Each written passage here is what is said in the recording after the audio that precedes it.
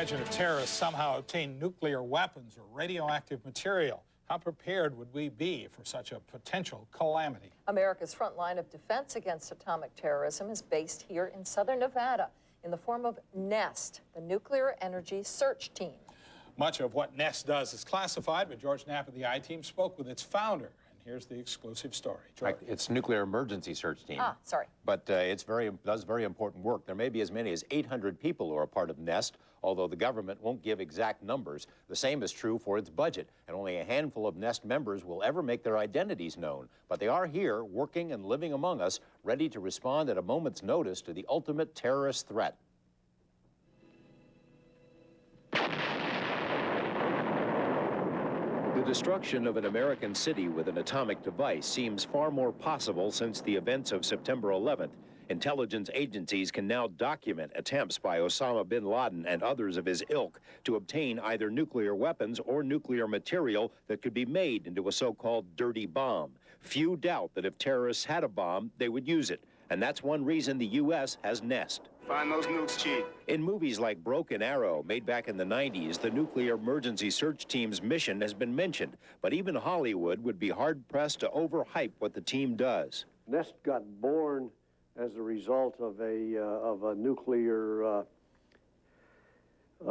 threat. Former nuclear weapons engineer Troy Wade was working at the Nevada test site in the mid-70s when a nuclear threat emanated from Boston. A team of test site experts was scrambled to help find the bomb. The threat turned out to be a hoax, but the government realized that more would likely follow, maybe even real threats. So Wade and others were ordered to come up with a plan. It was centered around the people and the equipment that we had here at the test site.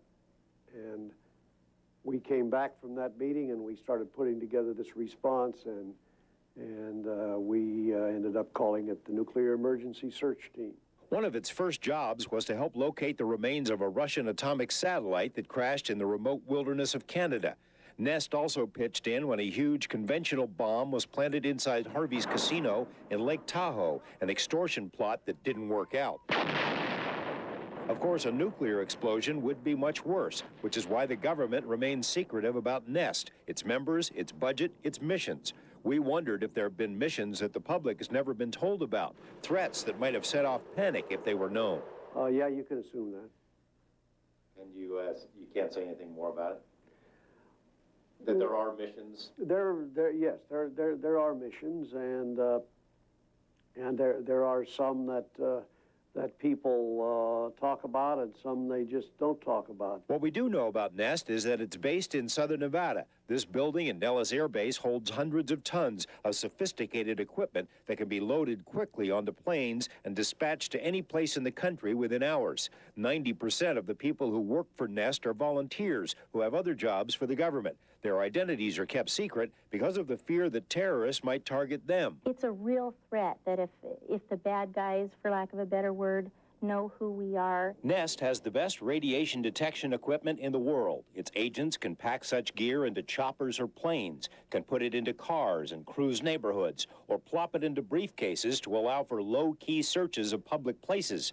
Despite all this expertise, though, Troy Wade admits that if bad guys had a real device hidden somewhere in an American city, NEST couldn't find it unless it received intelligence that could narrow the search area. It never was and never has been the ultimate solution. People can't search a city and find something. It's just impossible.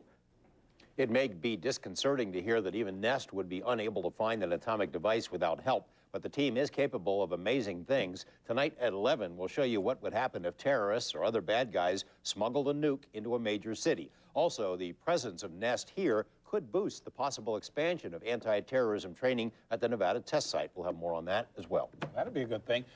He said sometimes they've been called out for threats we don't know about. Any idea how many? The way it was described to me is the closest answer that they'll give us is it's tens of times they've been called out to deal with a threat, and for the most part those calls from help come to NEST from the FBI. It's not an everyday occurrence, but it happens more often than anyone would like, and one day NEST members believe it will be the real deal. Oh. More Thank 11. you, George. Very interesting. Thank you, George.